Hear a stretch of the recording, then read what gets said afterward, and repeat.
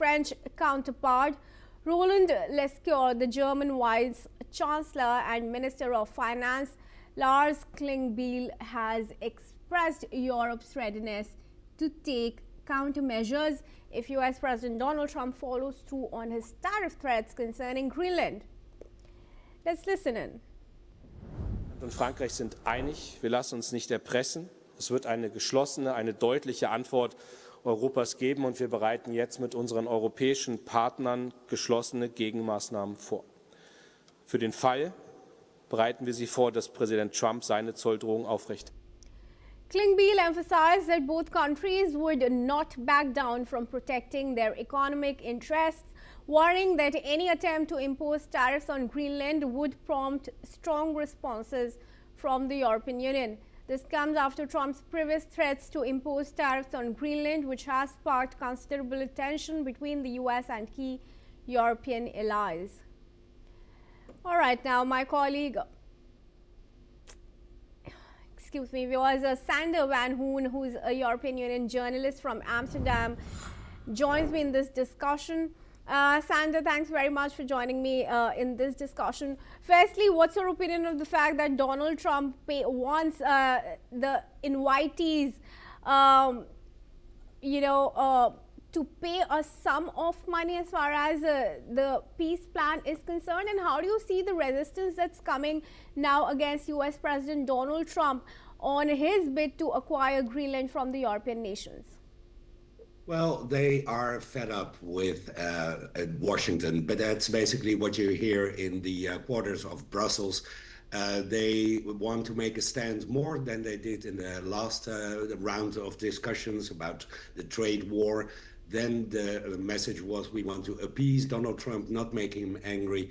This time around, things seems to have changed. They want to make a stance. They are talking about imposing a 93 billion euro import tariff countermeasure, which translates to roughly $110 billion.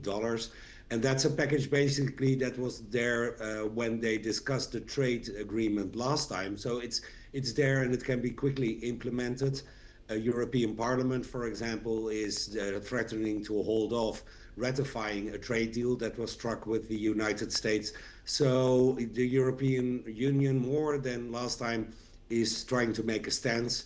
And you hear it in the language as well. As you mentioned, words like a bad signal, blackmail, those are the words being used now to describe what Donald Trump is doing. Do you think European Union is ready to counter Trump should he not deter from his aggression and his advancements towards Greenland? Well, as always, unity is the key word to look for in the European Union. There's always countries that differ on the approach, and that is something that will be discussed today in Brussels, but especially on Thursday when state leaders are gathering in Brussels, organized, not planned meeting between the leaders to discuss all of this. Now, decisions are not expected this week because they want to wait and see what can be discussed with Donald Trump. There will be a face-to-face moment where they will meet Donald Trump, for example, in Davos, Switzerland, the World Economic Forum. They will try to make their case and see if Donald Trump backs down on his threats. If not, early February, when the tariffs are imposed by Donald Trump, as he said he would, then there will be a strong European reaction. Do take us through the countermeasures that the European Union is planning. Also, do talk to us about the anti-coercion policies that Macron had spoken about invoking.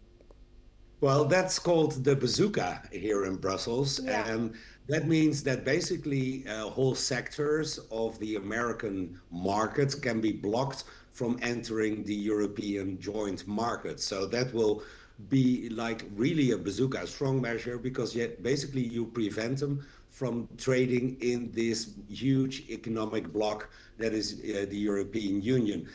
Now, when I talked first about the tailored sanction package of close to 110 billion US dollars, that is something that has been agreed on already by all 27 EU member countries. And that is something that can be implemented rather soon.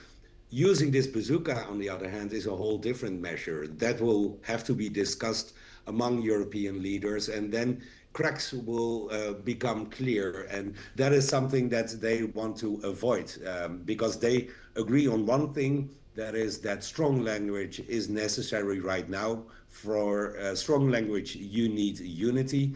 And unity is something that the European Union wants to project. So they basically want to steer away from things that can cause disunity. And using this bazooka is one step too far right now.